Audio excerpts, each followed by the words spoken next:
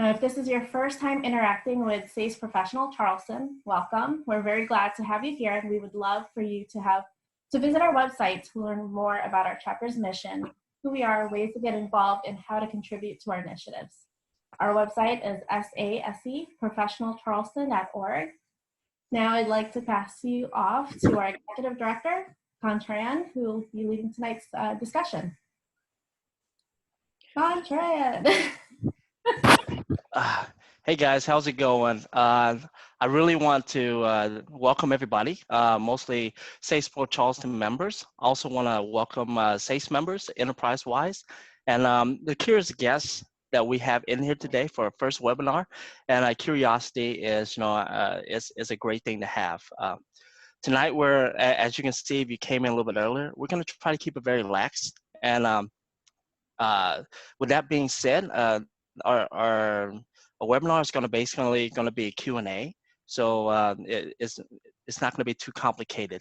But please take some time out and give us a shout out from either your organization or where you're from in our chat, so at least we have an idea who's here, who's showing up for this and joining us tonight. So again, we have our guest Linda, and let me kind of explain a little bit our relationship, right? That Linda and I have, right? Linda, it was pretty interesting. I met Linda in 2018 at the SASE National Conference in Schaumburg, Illinois, not Illinois, but Illinois. And correct me if I'm right, Linda, was it during Leverage Your Diversity? I think it was during Leverage Diversity, right? You mean the session? Yeah, the session. Oh yeah, I think it was on it was around the Asian cultural value, leveraging the Asian cultural values. I think. Yeah. I think it was that session. Yeah, and it was like the first time, and not a lot of people get to see this from me, right? But it was the first time that I was able personally to let down my defenses and my guard, and it was the first time to be able to be fragile and let people in and know who Khan was. At the end of it, I thought there would be laughter, but there wasn't any type of laughter involved, but more understanding, and some individuals there could relate to what I was feeling and how I was feeling. And that was pretty much a turning point in my life. And it's great because Linda was there to facilitate the turning point in my life. One of the turning points in my life is. So that being said, Linda, for our members and for members that are coming in and are curious about you, can you give them a brief introduction about yourself and your organization, LEAP? Sure. So hi, everyone, and thanks, Con, for having me on your very first webinar. I did tell him, I said, are you sure this is how you want to start off? You want people to come back, so. So my name is Linda Akutagawa. I'm President and CEO of LEAP, Leadership Education for Asian Pacifics. First, let me just start by telling you about LEAP, because I feel like that's what connected us together in terms of Khan and I. So LEAP, we are a organization, nonprofit organization. We were founded about 38, almost 40 years ago. So we're kind of getting close to our 40-year mark. And so if you think about it, it was like probably before, a lot of people were born. We're in the 80s when LEAP first started. It was a different kind of time frame. Interesting how, over the years that LEAP's been around. When LEAP first started, it was with this idea of being able to help develop more leaders from within the Asian and Pacific Islander Native Hawaiian communities. And a lot of it was centered around building community leaders. Along the way, I think what we learned is that there was a need to build leaders in the corporate space, as well as other spaces as well too, higher education, nonprofit. And as an organization, what we've been doing is really, it boils down to this idea of, we've been continuing to do the leadership development, but really now I think what we've shifted to is more really the idea of we're uncapping talent that we believe exists within our Asian American, Native Hawaiian, and Pacific Islander communities. with this vision of seeing diverse leaders for the benefit of all communities. And we have this three-pronged approach. It's developing people, because we believe leaders are made, not born. And Con, I know that that was one of your questions, so I'm just going to answer it right now. This idea that leaders are made, not born. I think it's really with this kind of focus that if you have the desire and the will, I believe you can learn the skill. Our second approach is what we call informing society, and that is around the idea that strong leaders know the issues about the communities that you're advocating for and representing. And so in the Asian American community, I think one of the things that I think for us is that there's not a lot of research out there. There's been more research over the last few years, but I think there's still a lot more room in terms of really understanding our community, in particular, I think our community as leaders. And so that's something that we've been working on as well too, really just trying to put out some both quantitative and qualitative research so that we can get a better sense of who we are and you know, what are the things that enable us to be our best as leaders. And then the third part is around empowering communities, which is this idea that strong leaders are grounded in strong communities, meaning that none of us get to where we are on our own. I think I'm a big believer that, you know, for all of us, someone somewhere along the way has helped us, even when we may not even realize it. And so I think along those lines, I think being engaged in community like you all are, you know, you're here, you're spending part of your Wednesday evening with us. And with that idea, it's this idea of being able to contribute to the community, to be able to think about how do I help others? And in helping others, it's really thinking about how do we reach out a hand and pull others along with us. But also, I also want to kind of propose this other idea as well too, that as members of a community, as important as it is for each of us to reach back and pull others along with us, I think it's also important for us to, you know, reach out and also push along people that are going ahead of us as well too, because leadership can be a lonely road. And it's good to know that, you know, there are others that are encouraging other leaders, and that, you know, that we have each other's backs as well too. And so that's the philosophical and strategic approach to which we take. And embedded in all that stuff I told you about LEAP is my story. I've been with LEAP for a really long time. I will just leave it at that. And I do a lot of work around leadership, around careers too. And, you know, I'll be honest, sometimes I kind of sit there thinking to myself, like, why am I doing this for so long? And I think I always come back to the same answer, which is I do it, one, because I think it's important. I do it also because I want to be able to make a difference in the Asian American and Pacific Islander community. And I also do it because being at LEAP has enabled me and has afforded me a lot of different opportunities that both appeal to me, but also has allowed me to learn and grow in ways that, you know, perhaps I may have been able to somewhere else, but I've certainly had a lot of those opportunities at LEAP. And so it's been great being a part of this organization and being able to now lead it. That was kind of long. Have I just like, I feel like, you know, I'm in this commercial where like, you're just kind of like, whoa. I think you're on mute too.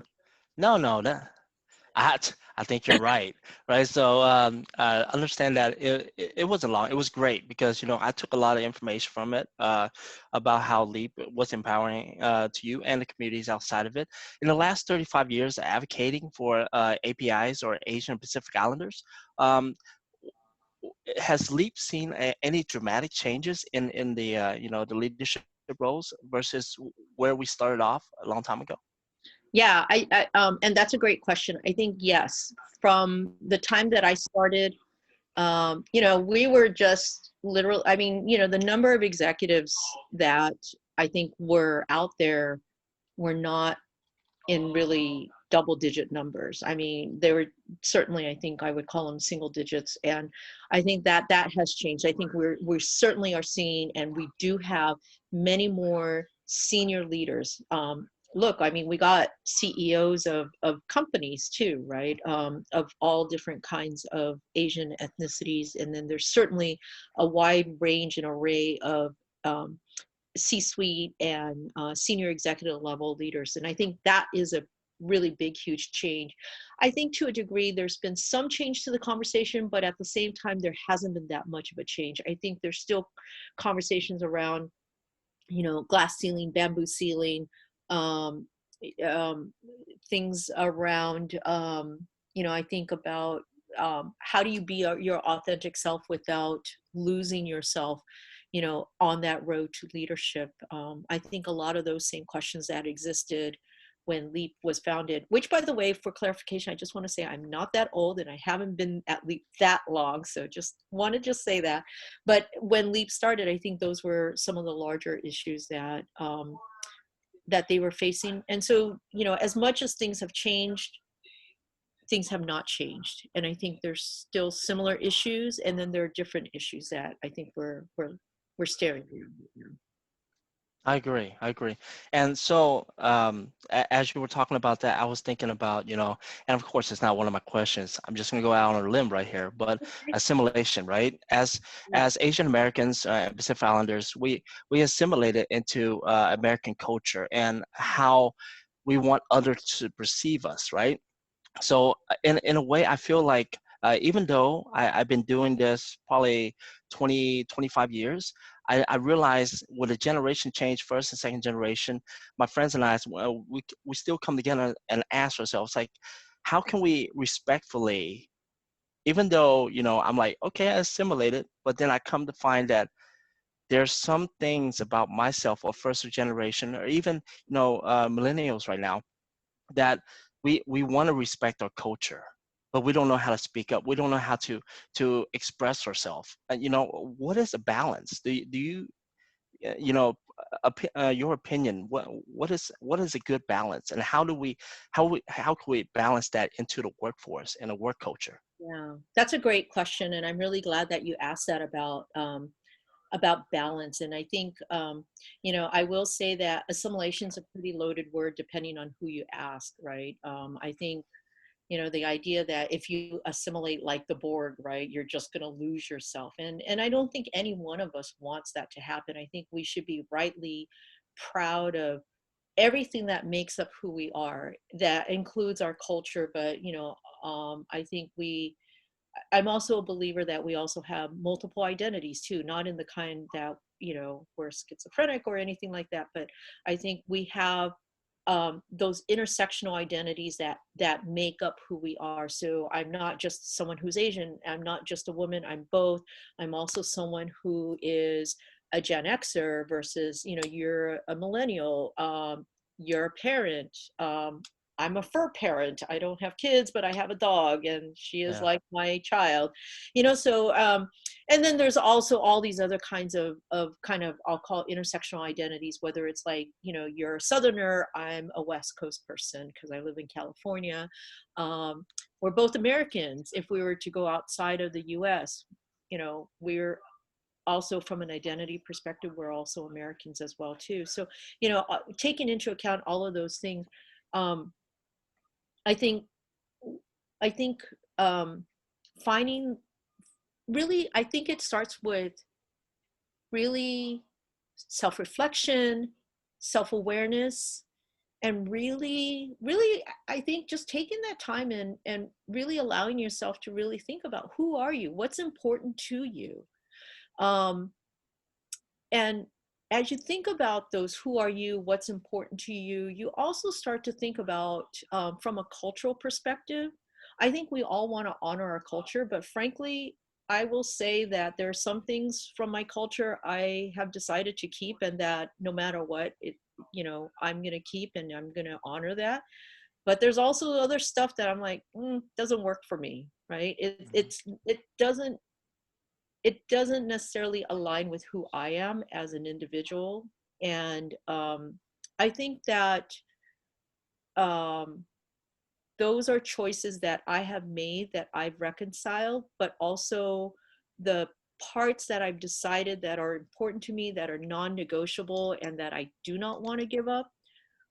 I think finding that balance meant, when do I utilize, the way I like to look at it is, it's not about like, I'm going to choose to retain a skill or retain a value or not retain a value or a cultural identity or I'm going to give up this part so that I could fit in more. It's more like, this is who I am. Here's what's important to me.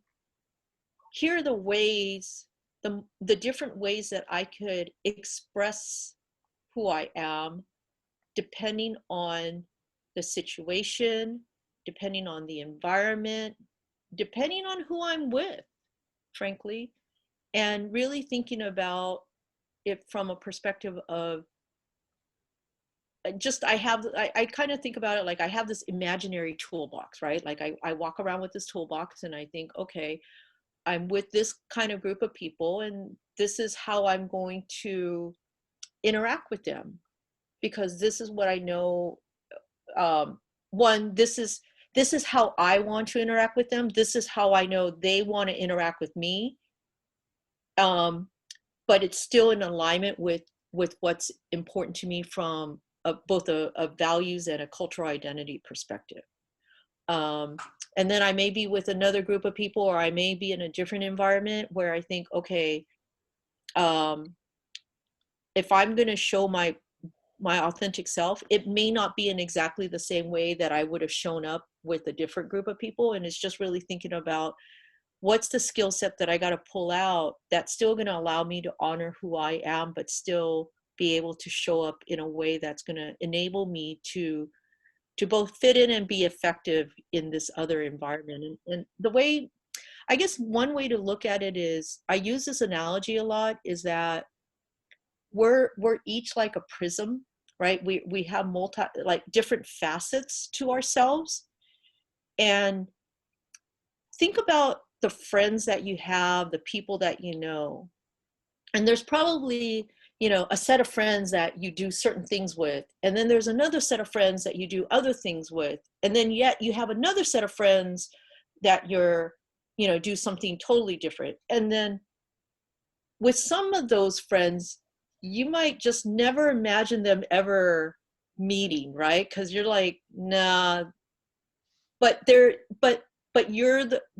for you, they all work for you because they kind of hit different parts of you. And I kind of look at it in that way too. Like we're not one dimensional, we're multidimensional. And I think we have to remember that about ourselves, that it's okay that because we're multidimensional and we have these different aspects of ourselves, we're, like, I remember talking a lot about this when I was younger. It's like, people would say, oh, you act so differently with them. And it's like, yeah, but because they're a different group of people than when I'm with this other group of people, but I'm still me. And I think it took a while for me to come to that realization. But once I did, it was just like, you know what, I'm okay with it because it's still me and I'm still being authentic. At least that's how I see for myself.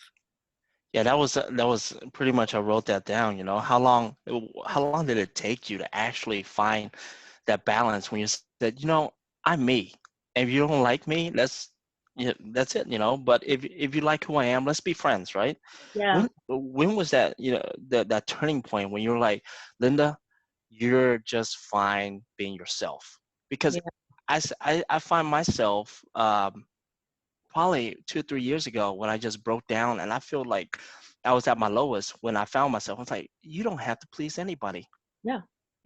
You've done so much. Yeah. And it's just, when was that time for you? I think for me, it probably was I would say, if I had to guess, like I can't pinpoint exactly like this is the day and time and this is the moment, but I'd say generally speaking, it was probably like in my late 20s, probably late 20s, around there, maybe like, first couple years in my 30s, somewhere in that range, where I think I really started to really realize you know, I am who I am, and I'm okay with it. But I would say though, if I think about it, I would say that that process, I think, started to happen for me in college. I would say, you know, high school sucks, right? When you're, I mean, you got all kinds of things Yeah. happening, like, I mean, the hormones and everything else on top of it, you know, like you're just kind of like the social relationships in a I was gothic. I was goth. I was like, I'm so sad all the time. But I get what you're saying. Go ahead. yeah, I was kind of like in that kind of like, I'm this like athlete, um, scholar kind of place where like I'm kind of like you know, straddling multiple places where I'm not a total jock, but I'm not like one of the nerds either. But um, Oh, I gotta ask about that because Linda, the jock. I don't know what kind of sport you did in college, but well, you oh, not in know, college. It was in high school. oh, what was it? I played tennis and I swam. I tell you what, every time I play tennis, I always tell people, all right, guys, no crazy backhands. It has to bounce twice in front of me. I am kind of out of weight, you know, so I have to have 10 paces before I can hit this ball. So, you know, that's a gimme, no matter what it is. I was never good with running or soccer, so uh, you beat me there. Oh, well, you know, I was never good with running either. And basketball, I had no coordination. And so tennis worked for me and it was fun. And swimming was good because, you know, I'm in California and we swam all the time. So that was fun too. Um, so, I mean, you know, it's not like, yeah, um, I don't know. But anyways, I just kind of feel like, I mean, the high school social structure makes any corporate, you know, kind of navigating like seems like child's play when you think about it. But Yes. but you know, it was weird because like, you know, I feel like and I don't know. I mean, like I don't know if, like for everybody else that's on here, if you know, if you had similar experiences, if you're pretty, you know, if you're kind of pretty clear about your place in who you are and stuff like that. But when I hit college, I think that's when I really start to realize um I didn't, you know, who I was, whatever it was, it didn't matter anymore because you didn't have like kind of like that peer pressure, you know, kind of like social peer pressure that you had in high school. And then once I got out of, I think once I got out of college and started working, and you know, you kind of start all over again, right? Like there's this whole Yeah. question, you know, of who you are and just kind of trying to figure out what are you going to do and other things like that. But I think along that journey, I that's when I really start to become really more attuned to who I was in terms of my self-awareness, you know, doing more of the self-reflecting and really just becoming much, much more comfortable with who I was, you know, who I am as a person. And kind of like what you said, hey, this is who I am. And, you know, I'm okay if you can't deal with it, fine. Go find someone else. I'll go find someone else. You know, I'm good. Yeah. Let me tell you, I tried that one time. You know, you were talking about different set of friends, right? These are my boating friends. You know, I like boating, so I have these are my set of friends right here for boating. I have these are mechanical friends for aerospace, and you know how they talk, right? And then I have my neighborhood friends where you know it's like, hi neighbor, have a cookie, right? And I try to put them all in one place. Bad idea. You just can't put them all in one place.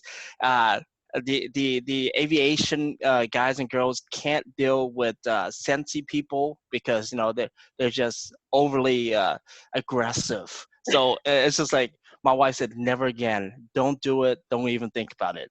So so that's my story. I don't actually let them interact with each other anymore. So they don't even see each other. So nowadays it's just like, hey, it's Yeah. like, who did you go out with? None of your business. You don't need to know. You never need to know those people. They're crazy. Moving on. So getting back to the question, um, from the couple years, I'm not saying you've been in it forever, but just the couple years that you've been in Leap, and you know you guys are working and understanding what leadership is and everything. What do you find are like soft skills, the important soft skills that you know APIs carry that is a trait for them that leads them to the leadership realm? And if they don't have those soft skills, is it something that they need to build on? Well, it's interesting that you asked that question. So I'm gonna let you in on a little preview. I'm gonna give you a little bit of a hint to some new research that we're gonna be releasing in July. But what we did is we've just completed a study in which it's a qualitative study, so it's not like it's not going to be like a bunch of numbers and stuff, but looking at the life stories, the life journeys of 24 Asian American senior executives in corporations, nonprofit, higher education institutions, and the federal government. We set out to ask, what are the characteristics of these leaders that have made them successful, where they have gotten to, like in corporations, within 3 reporting levels of the CEO, or if they're at a, like a really large nonprofit, multi-million, multi-billion dollar organizations along the lines of like, United Way or the Cancer Society, those kind of organizations. Or if you're in a school, like a private, like Duke University or like UNC, like if you're within 2 reporting levels of the president or chancellor, or in the federal government, if you're at a SES level, what are the kind of characteristics that that one might have that have enabled them to reach at least some level of executive success. And I'll just give you the little hint here. I'll say, so 2 things came out that seemed to cut across, or that not seemed to, but did cut across all of, there was 24 people that we interviewed, and there were 2 themes that came out in terms of characteristics. One is curiosity. So all of the 24 executives exhibited a sense of curiosity. Now, I know you're probably going to ask, well, what's that mean? And how did that come out? I'll just say that we'll be releasing the full report on July 23rd, and you can read all about the details at that time.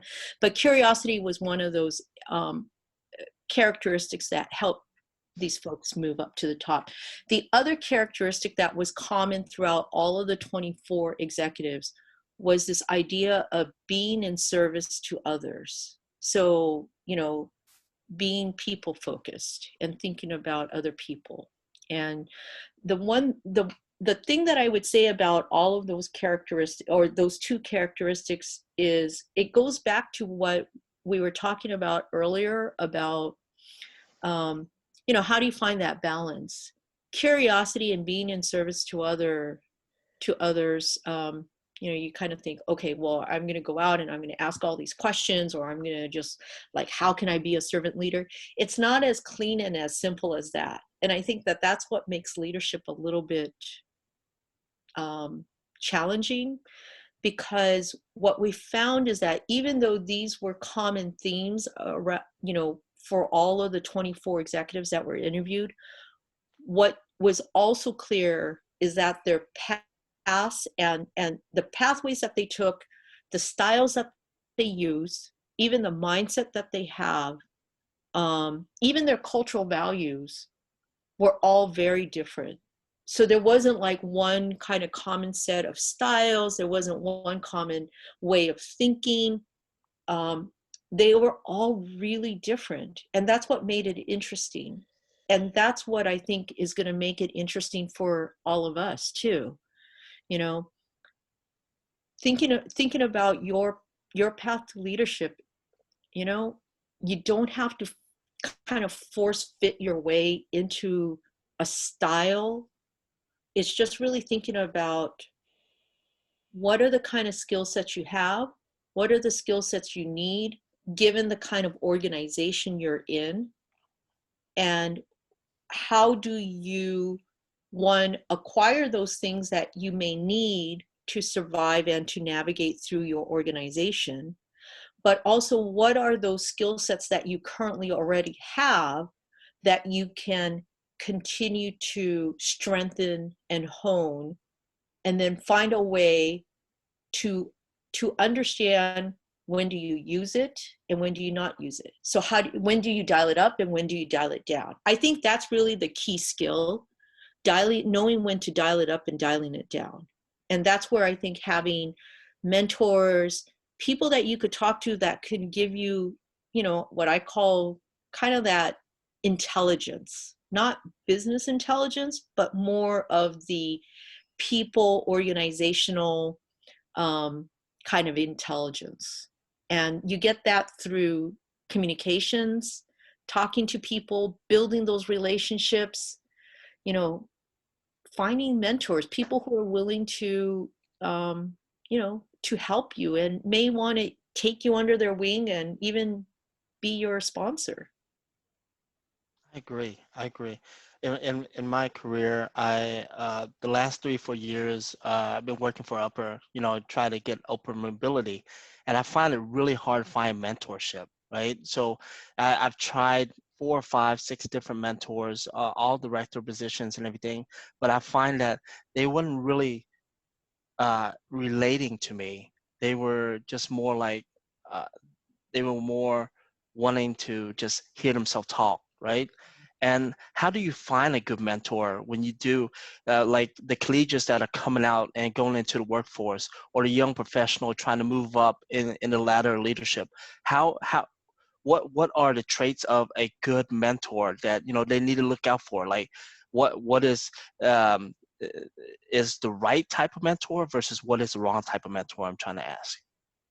I think in terms, I mean, you know, right and wrong is going to be different for everyone, to be honest. I mean, I think that that's just what makes it really complicated for everybody. You know, if it were as easy as, okay, here's the soft skills you need to have, this is how you need to do it, and you know, make sure that you always use this, it would be so much easier. I mean, you know, literally, like, all, you know, things like this wouldn't even exist, because all people would need to do is just download that list and say, okay, I need to do this, this, and this, right?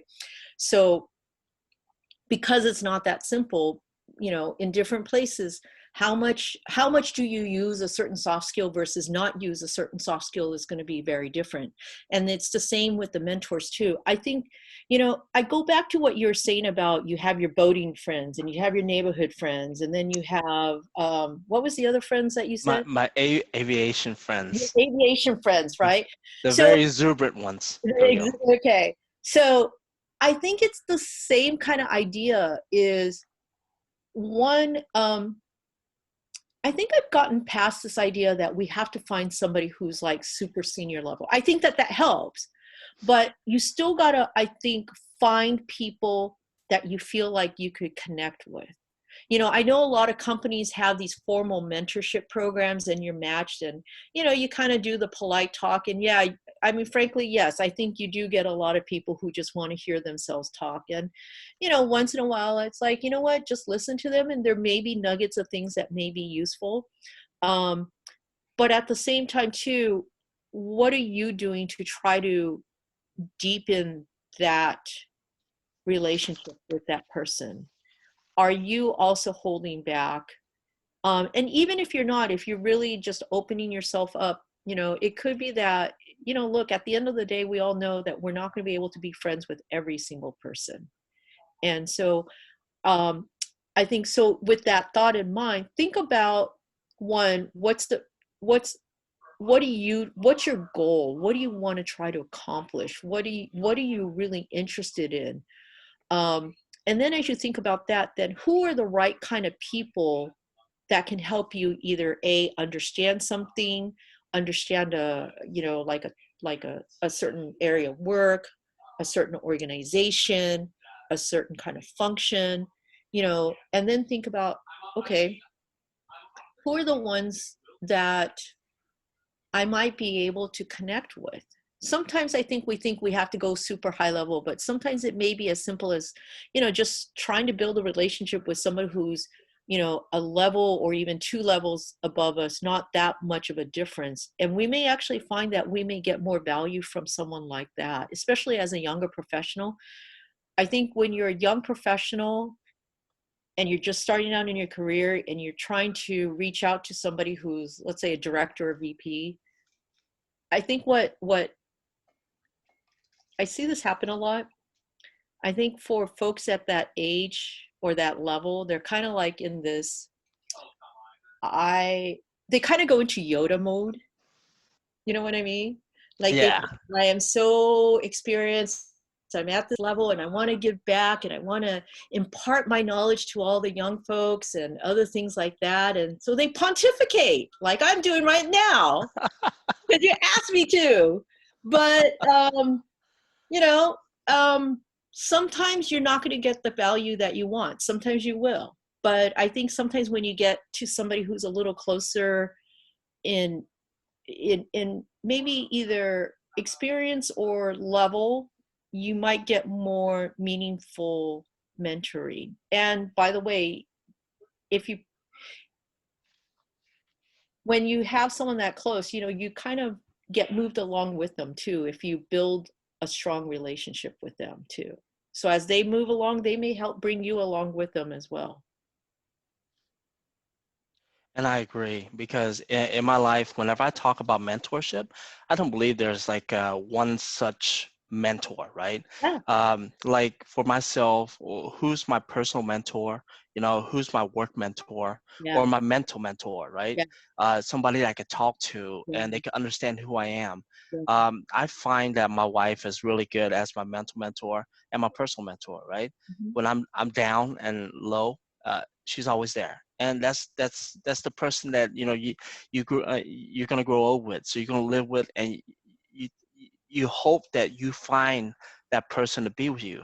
But when you're at work, and again, throughout the directors and everything, I found that just the low level, just managers and everything, just beginning out and everything, I find them to be more of a mentor than just director sometimes, because they could emphasize, no, empathize and sympathize because they've been there. And when I go out, I always talk about, always remember where you came from, Yeah. because that's when you talk to people, that's who they see. Yeah. Don't forget where you come from, because at that point, when you're talking to people, they're like, why are you talking all philosophical to me? I have no clue what you're talking about. Right? So it's very important. And that really concludes my questions. And I'm going to go into the board right now. There's some really good questions. So if you guys outside, if you have any questions, please either raise your hand to ask Linda, or I'm going to go straight down with the first question I have here in the chat. So tonight, it came from Lysandra. Tonight, we learned a lot about APIs leveraging the diversity to strategically move into leadership positions. What are the different ways that leadership in organizations able to engage with APIs to bring out the best in their employees? So, what kind of advice do you give, these organizational leaders to say, hey, think more like this? Yeah, and actually, thanks for asking that question. I'm glad that you asked that. That's a great question, and I will give you an answer that frankly, I don't know if anybody, if companies will agree with, but I want to just put out this challenge. I think one is, we're in this time of COVID right now, and I think I see the next question too. Daryl Henry asked about, the kind of shifts that are happening, and I'm going to say shifts that are happening because of, COVID-19 and for different people in different organizations around the country, obviously, some are sheltering in home and others are kind of like having to go back to work now. But to me, I think that for organizations, there's so much uncertainty, which means that we're going to see a lot of change. And with a lot of change, I think there's going to be a lot of new opportunities. The question is, are organizations positioned to see those opportunities? Because if they're using what I would call kind of a traditional mental model idea of what leadership looks like, then nothing's going to change for anybody, or particularly for APIs as well as other diverse folks. Because I think there's a mental leadership model that is based on a white male style. I'm just going to say that, right? That may or may not necessarily align with other different styles that as Asian or Pacific Islanders, and I would say for Latino, Hispanics, and Black African Americans, you know, we're going to also bring our own styles as well too. That may or may not. I mean, we've found a way to find that balance with what is an expected leadership style that is based on a certain kind of model. But I think companies that really truly say that they're about diverse and inclusive, and I'll also add equitable leadership, they're ones that are really rethinking what leadership is going to look like or should look like, and is much more open to the idea that leadership doesn't have to show up in the same way for everybody, that there's room for a lot of different styles, including those in our community that I just want to say that we have the very outgoing, exuberant, you know, talkative folks like Khan. Well, thank you, Linda. I'm just trying to make you feel at ease. My job is I to know. facilitate ease. Yeah, you're doing awesome. And then you have your, I think your thoughtful, introspective, maybe, I don't want to use quiet, but just, you know, maybe a little less quick to jump in on things. And I think, you know, and then you have everybody in between, but I think there's two things that have happened. One is, I think there's this prevailing stereotype about Asians, particularly Asian Americans, in terms of being quiet, passive, not good communicators, you know, being introverts and very, you know, techie and, you know, quantitative and all that kind of stuff. And I think what it does is it either forces people into that kind of box, or it forces you to be outside of that box, and then you kind of are seen as, if you're not seen as the rebel, you're kind of seen as the outliers, but then therefore troublemakers that don't fit in. And some places don't know what to do with you because they're not really taking that into account. And so I think for those that are getting pushed into this box, you know, the Asian Americans that get pushed into this box, I think it also comes along with this kind of self-fulfilling prophecy, like, okay, well, this is what I have to be like because this is what people have expected. Not only just my family, but maybe this is how I'm getting rewarded at work. I'm getting paid more. I'm getting, you know, interesting things to do. I'll get promoted up to a certain degree, and then you kind of, you know, butt up against that kind of bamboo / glass ceiling, because after a certain level, it's not about how good you are at the job you have and that you can execute on it. It's more about, do you have those kind of abilities to inspire people and to communicate with people, to showcase your abilities in a way that others can and are willing to vouch for you too. So it's a partnership. It ends up being a partnership, but it is, I challenge organizations to really think differently about leadership and really redefining what leadership means. So shaking it up, right? Yeah. Shake it up, look outside the box and look in. This is the time to do it. You Yeah. know, we're undergoing a wholesale shift in the way work is going to be done. Why not also, you know, shake that up along with it too, and really try to figure out, how do we ensure that we can be more inclusive of diverse leaders and our diverse styles, and not go back to the same old, because the same old is not going to work anymore. Yeah.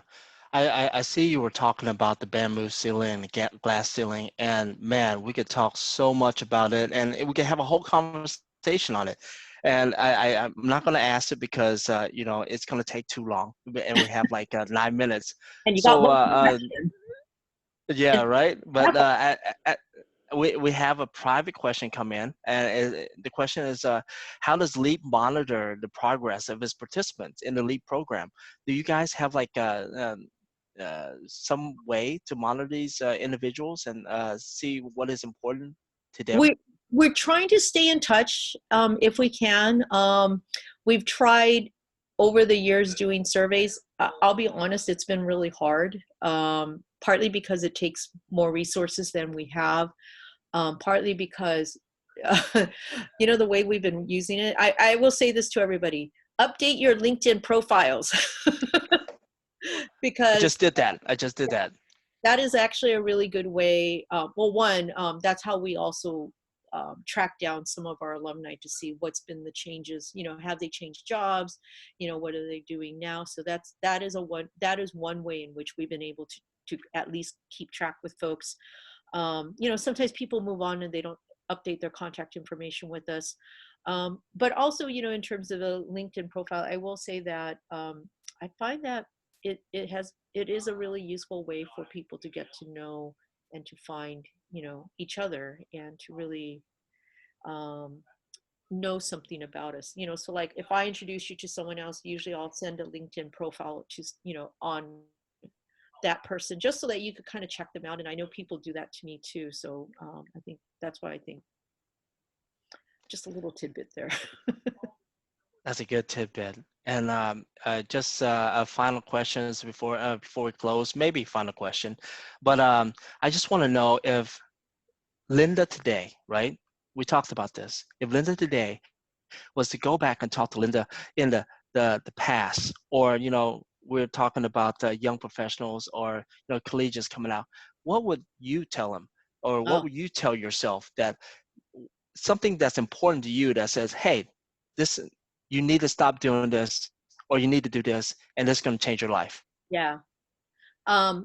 Yeah, I love that question because I have an answer. I won't say it's a great answer, but it is my Oh. answer. Okay, so one, to anyone, if I were to, my younger self, one of the things that I would say is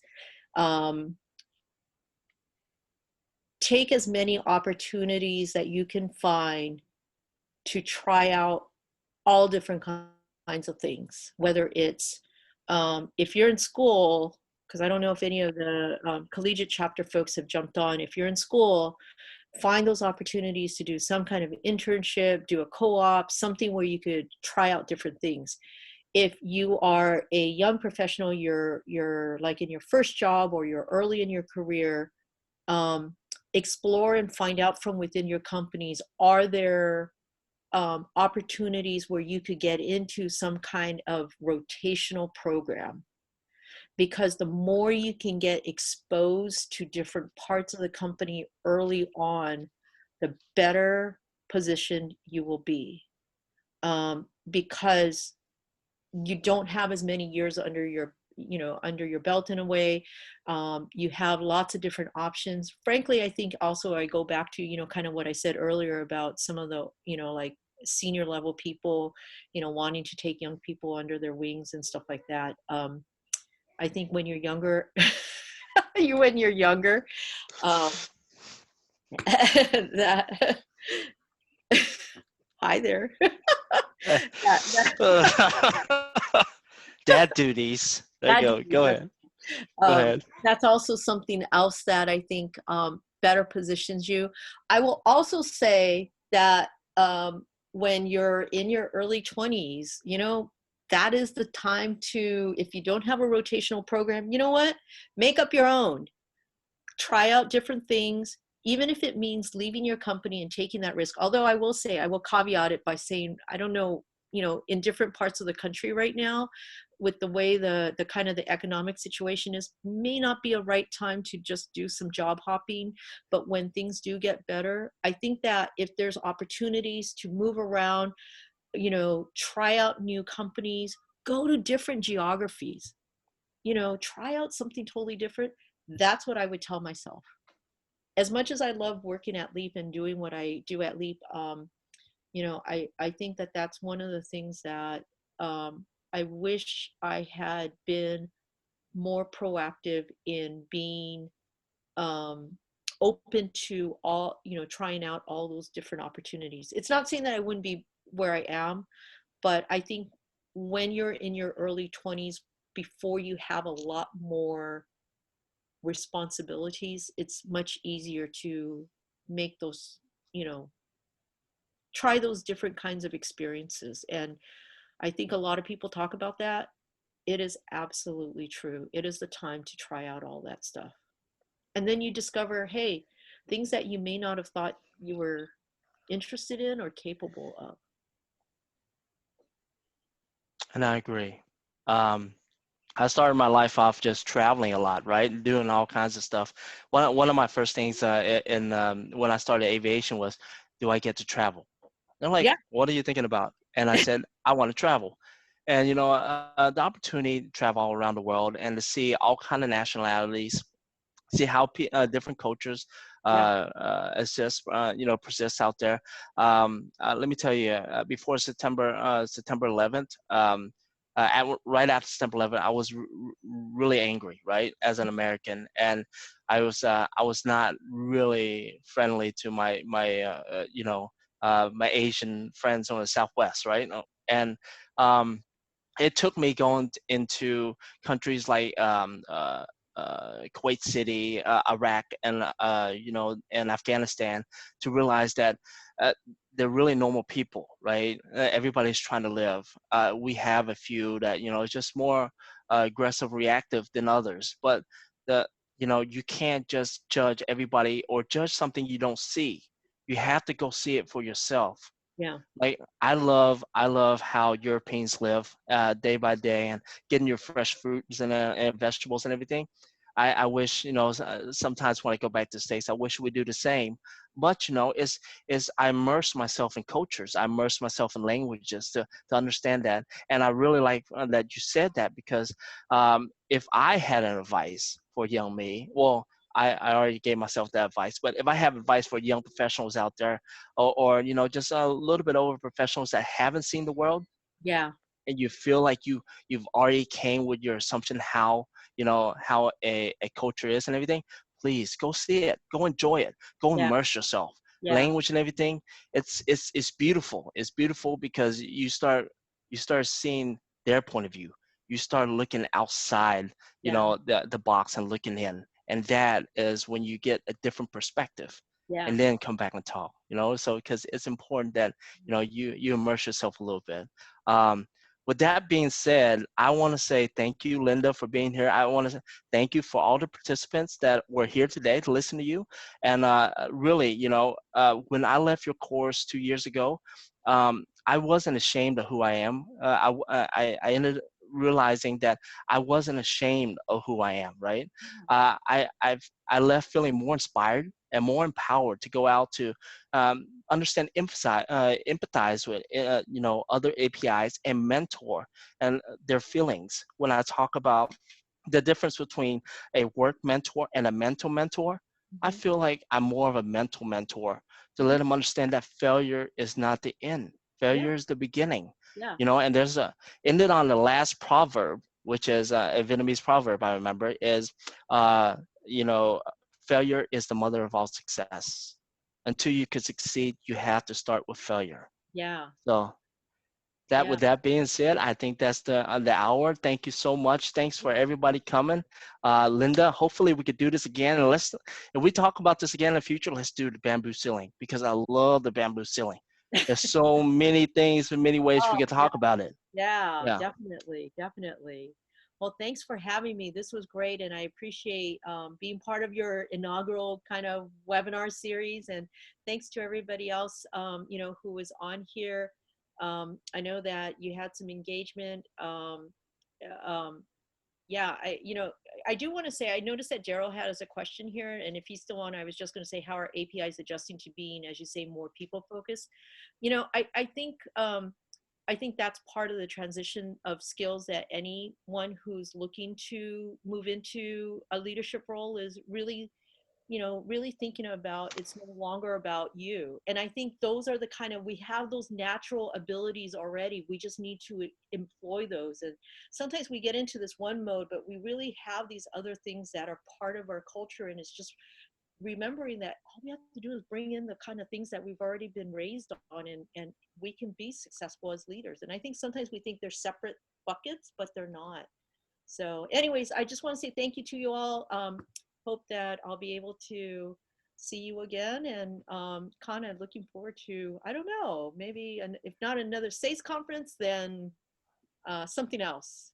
But If we do hit a SASE conference, remember, we gotta go grab that glass of wine. It'll be yes, all good. Yes. that's right, that's right. We'll grab David, we grab Connor, we'll just go and let them choose the good food. We'll just have a couple glasses of wine. Sounds good. All right. Thank you so much, Linda. Okay, thank you all. You guys Bye. have a good one.